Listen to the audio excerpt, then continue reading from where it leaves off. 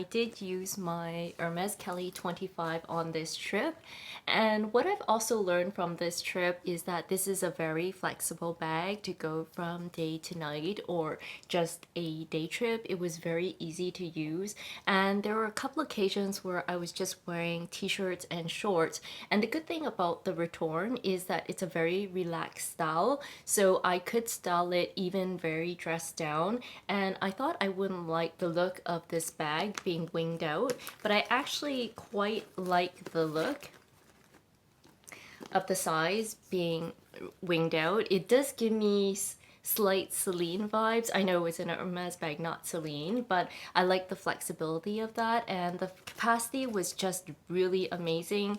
I was able to fit most of my necessities, including some of my gear that I'm filming with, which includes a microphone and also a long selfie stick. I hope you found this video interesting, and I wish you a fabulous day.